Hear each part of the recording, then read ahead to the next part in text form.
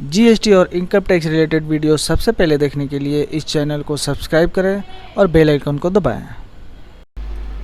अप्रैल और मई मंथ के लिए हमें बहुत सारी जीएसटी रिटर्न के लिए रिलीफ और एक्सटेंशंस मिले थे, तो वो सारे रिलीफ और एक्सटेंशन हमारे आने वाले मंथ के लिए यानी जून के लिए भी लागू होंगे कि नहीं होंगे, इसी बारे में आज हम लोग इस वीडियो में डिस्कस करेंगे। तो वीडियो के लास्ट तक बने रहें। वीडियो में आगे चलते विदाउट वेस्टिंग टाइम, पहले हम लोग जीएसटीआर 1 के बारे में डिस्कस करते हैं। जून मंथ के जीएसटीआर 1 के लिए ड्यू डेट का कोई भी एक्सटेंशन नहीं हुआ है। एज यूजुअली आपका पहले जैसा ड्यू डेट रहेगा जीएसटीआर 1 के लिए। जैसे रेगुलर फाइलर अगर आप हो तो 10 तारीख जीएसटीआर 1 के लिए, और अगर आप आईएफएफ फैसिलिटी यानी कि क्यूआरएमपी स्कीम के अंडर में अगर हो आप, तो आपके लिए जैसे नॉर्मली पहले था 13 तारीख को आप फाइल करोगे। आप पहले 2 मंथ के जैसे आईएफएफ फैसिलिटी में आप इनवॉइस अपलोड करते हो, उसको आप अपलोड कर लेना होगा, और जो क्वार्टर एंडिंग है जून मंथ का, उसमें जाकर आपको जीएसटीआर 1 13 तारीख तक आपको भर देना है। यहाँ पे आपको एक चीज़ नोटिस करना होगा कि आप जो अप्रैल और मई मंथ के इनवॉइसेस है, उसको अगर आप सबमिट सेव करके रखो तो उसको पहले फाइल कर लोगे, उसके बाद आप जो जून का रिटर्न दोगे तो आप उसको फाइल करोगे, अदरवाइज आपको दिक्कत आ सकती है आपके जीएसटीआर 1 फाइल करने में। ठीक है, ये तो हो गया जीएसटीआर 1 के बारे में जून का। अभी जून का जीएसटीआर 3 के बारे में बात करना है, जिसमें हम लोग बहुत इम्पोर्टेंट एक मैटर डिस्कस करेंगे जो कि काफ़ी ज़रूरी है आपको जब आप जून का जीएसटीआर 3 फाइल करेंगे, तो नहीं तो काफ़ी दिक्कत हो सकती है। तो पहले हम लोग जीएसटीआर 1 की ड्यू डेट के बारे में डिस्कस कर लेते हैं। जीएसटीआर 1 जून, जीएसटीआर 3 भी जीएसटीआर 3 भी जून मंथ के लिए भी कोई एक्सटेंशन नहीं हुआ है। एज यूजुअली आपका जीएसटीआर 3 के लिए जो आपका 10 तारीख था, 20 तारीख जो था 20 तारीख ही रहेगा अगर आप रेगुलर फाइलर हो। अगर आप क्वार्टरली फाइलर हो तो आपका जैसे एज जो एप्लीकेबल है एज यूजुअल 22 या 24 जुलाई को रहेगा। ठीक है, ये तो हो गया ड्यू डेट्स के बारे में। अभी जो बहुत इम्पोर्टेंट चीज़ जो कि आपको ध्यान रखनी होगी जून मंथ की जीएसटीआर 3 फाइल करने में, वो है आईटीसी के रिलेटेड। आईटीसी यानी कि सेक्शन 36 सबसेक्शन 4, जो कि अप्रैल और मई मंथ के लिए 2 मंथ के लिए आप लोगों को वेव कर दी गई थी। ये जो होता 36 सबसेक्शन 4 जो था, यानी कि आपको अपना 2A के साथ मैच करके जो देने वाला कॉन्सेप्ट था, वो अप्रैल और मई के लिए रिलीफ दिया गया था, जिसको वो चीज़ आपको जून मंथ में आपको जून मंथ में वो चीज़ नहीं मिलेगा। यानी कि आप जब जून मंथ के लिए रिटर्न जीएसटीआर 3 फाइल करोगे तो उसमें आप सेक्शन 36 सबसेक्शन 4 का कोई एक्सटेंशन नहीं है, उसको आप कंसीडर करके आईटीसी क्लेम करना होगा, अदरवाइज आपको बहुत दिक्कत आ सकती है। ठीक है, तो आईटीसी लेने के मैटर में जून मंथ में ये बहुत बड़ी आपको चीज़ ध्यान रखनी होगी कि आप इस सेक्शन को यानी कि इस चीज़ को ध्यान रखें। आप जो 36 सबसेक्शन 4 के हिसाब से पहले जैसे देते थे, उसी हिसाब से आप अपना आईटीसी कैलकुलेट करके जीएसटीआर 2A के साथ अपना 3 में दिखाओगे, 3B में। ठीक है, तो ये 36 सबसेक्शन 4 आप कैसे करोगे? मान लीजिए अप्रैल और मंथ में आपने दिखा रखा है एज यूजुअल, आपका जो बुक्स ऑफ अकाउंट में आईटीसी आया था उसके हिसाब से आपने क्लेम कर लिया अप्रैल और मंथ के रिटर्न में जीएसटीआर 3 में, क्योंकि आपको उस समय के लिए उस मंथ के लिए आपको वेव मिला था, छूट मिली थी। ठीक है, लेकिन जब आप जून मंथ का रिटर्न दोगे तो उसमें क्या करना होगा, अप्रैल मई और जून तीनों मंथ का जो आप आईटीसी क्लेम करोगे, यानी कि अप्रैल में का जो ऑलरेडी कर चुके हैं और जून में जो करोगे, उन तीनों मंथ का आईटीसी को एक्यूमुलेट करके आपको एक साथ एक रिको करके आपको ये 36 सबसेक्शन 4 के हिसाब से आपको आईटीसी जून मंथ में लेना पड़ेगा, क्यूमुलेटिव बेसिस पे। मतलब कहने का मतलब ये, मान लीजिए आप अप्रैल और मंथ में आपने ले लिया, जो भी आपके बुक्स के हिसाब से आईटीसी अवेलेबल था आपने ले लिया। ठीक है, अगर जून मंथ में आप अपना जैसे पहले आप 36(4) अप्लाई करते थे, अप्लाई करके आपने कैलकुलेट किया, और उसके बाद क्या करोगे आप अप्रैल मई और जून तीनों मंथ को ऐड करके देखोगे, अगर आपने एक्सेस ले लिया है आईटीसी, तो उसको आपको इस मंथ का आईटीसी यानी कि इस मंथ का जीएसटी 3B में रिवर्स करना पड़ेगा।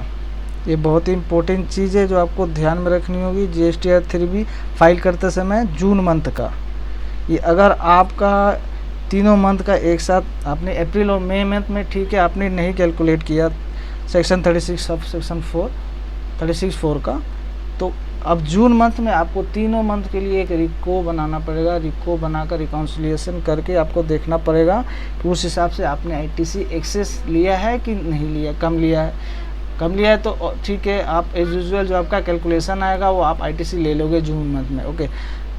बट अगर आपने एक्सेस ले लिया है आईटीसी, तो आपको जून मंथ में वो excess amount of ITC reverse करना पड़ेगा विदाउट फेल। ये एक बहुत इंपॉर्टेंट चीज़ है आपको जो ध्यान रखनी होगी जून मंथ की रिटर्न फाइल करते समय, ठीक है।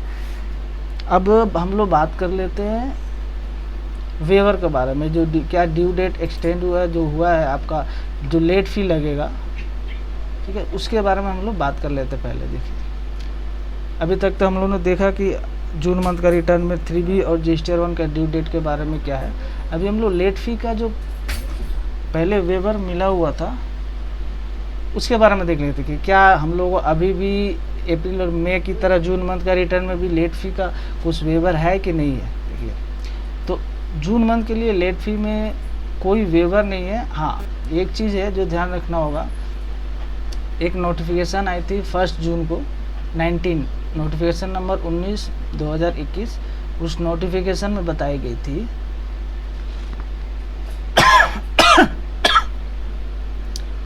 उस नोटिफिकेशन के हिसाब से provided also that the total amount of late fee payable under section 47 of the said act for the period June 21 onwards और क्वार्टर एंडिंग जून ऑनवर्ड्स, यानी कि जून मंथ के ऑनवर्ड्स या अगर आपका क्वार्टर एंडिंग जून मंथ हो रहा है उसके बाद, एज द केस में भी shall stand waived off which is in excess of an amount specified under table.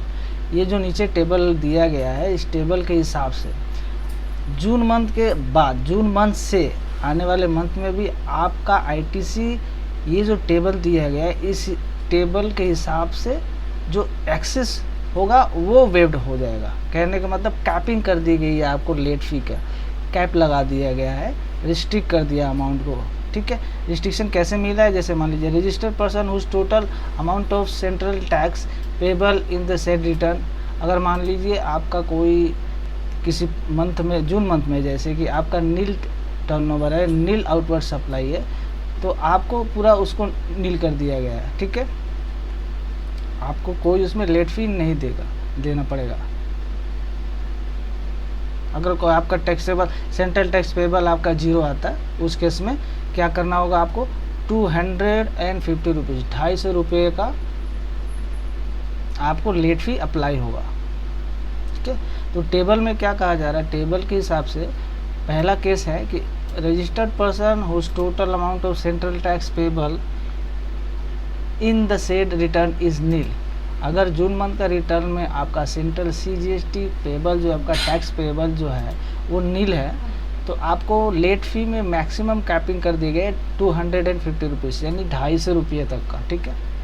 250 रुपये आपको देना पड़ेगा। दूसरा केस क्या है, registered person having an aggregate turnover of up to ₹1.5 crore in the preceding financial year other than those covered under section 3, यानी कि अगर आपका प्रीसीडिंग फाइनेंशियल ईयर में टर्नओवर 2.5 करोड़ से कम था, उन लोगों के लिए लेट फी क्या की गई है 1000 रुपीज़, 1000 रुपये कर दी गई है कैप करके। लेट फी मैक्सिमम 1000 लगेगी आपको अगर आपका 1.5 करोड़ से कम टर्नओवर था इन द प्रीसीडिंग फाइनेंशियल ईयर, ठीक है। करंट में इन द प्रीसीडिंग फाइनेंशियल ईयर, ये इस पॉइंट को ध्यान रखिएगा। तो आपका अप टू अगर 1.5 करोड़ तक टर्नओवर है प्रीसीडिंग फाइनेंशियल में, तो आपका June month onward late fee maximum capping करके 1000 रुपया कर दिया गया, उससे ज़्यादा नहीं होगा, ठीक है। तीसरा केस क्या किया गया है, tax payer having an aggregate turnover of more than 1.5 crore and up to ₹5 crore in the preceding financial year, उनको क्या किया गया है 1500 रुपीज़, यानी कि 1.5 करोड़ से 5 करोड़ वाले जो है उनको क्या कर दिया गया है 1500 1,500 रुपया कैप कर दिया गया है। 2000 सॉरी यहाँ पे 2500 रुपीज़, 2500 रुपया लेट फी कैप कर दी गई है। यानी कि उन लोग वो टैक्स पेयर जिनका टर्नओवर प्रीसीडिंग फाइनेंशियल ईयर में 1.5 करोड़ से 5 करोड़ के बीच में है, उनका लेट फी कैप करके 2500 कर दिया गया है। सिंपल लैंग्वेज में अगर इसको समराइज हम लोग करें तो पहला केस हो गया जिनका नील है टैक्स अमाउंट, उनको 250 रुपये लेट फी मैक्सिमम होगा। जिनका 2.5 करोड़ तक है प्रीसीडिंग फाइनेंशियल ईयर में, 2.5 करोड़ तक टर्नओवर है, उनको 1000 रुपया लेट फी लगेगा। जिनका 2.5 से 5 करोड़ रुपये का टर्नओवर है प्रीसीडिंग फाइनेंशियल ईयर में, उनका लेट फी कैपिंग करके 2500 रुपया कर दिया गया है। ठीक है, क्लियर है ये। यानी कि नील जिसका नील है लायबिलिटी 250 रुपया, जिनका 1.5 करोड़ तक है उनका 1000 रुपीज़, और जिनका 1.5 से 5 है 2500 रुपये और 2500 रुपीज़ ये कैप कर दिया गया है। ये लेट फी को कैपिंग कर दिया गया है। नील के लिए 250 रुपया अप टू 1.5 करोड़ 1000 रुपया, 1.5 करोड़ से 5 करोड़ तक 2500 रुपया। अब यहाँ पे आप बोलोगे 5 करोड़ से ज़्यादा वालों के लिए क्या है, तो 5 करोड़ से ज़्यादा वालों के लिए कोई चेंजेस नहीं है। जिनका टर्नओवर 5 करोड़ से ज़्यादा है कोई चेंजेस नहीं है, उनके लिए कोई अभी अपडेट भी नहीं है। As usual as per law उनका लेट फी लगने वाला है। क्लियर है। तो ये हो गया लेट फी वेवर के बारे में। तो जून मंथ ऑनवर्ड आपका जो अप टू 5 करोड़ है उनके लिए कैपिंग सिर्फ कर दी गई है लेट फाइल में। अब मोर देन 5 करोड़ है उनका कोई कैपिंग नहीं है, एज यूजुअल लगेगा। तो इसको छोड़कर अदर दैन दिस कोई अदर चेंज नहीं है लेट फी में जून मंथ ऑनवर्ड्स। तो ये हम लोगों ने लेट फी के भी बात कर लिए। इससे पहले हम लोगों ने ड्यू डेट की भी बात कर ली थी जून मंथ का रिटर्न के बारे में। तो जून मंथ का रिटर्न फाइल करने से पहले ये कुछ चीज़ें हैं जिनको आपको ध्यान में रखनी है फाइल करते समय। ठीक है, नहीं तो आपके लिए दिक्कतें आ सकती हैं। तो ये छोटा सा एक अपडेट था इस वीडियो में। GSTR 1 जून के लिए जब फाइल करोगे तो जो आप चीज़ें आपको ध्यान में रखनी होगी। होपफुली आपको ये वीडियो अगर यूज़फुल लगी हो तो इसको शेयर करिए, लाइक करिए और इस चैनल को सब्सक्राइब करिए। Thank you for watching.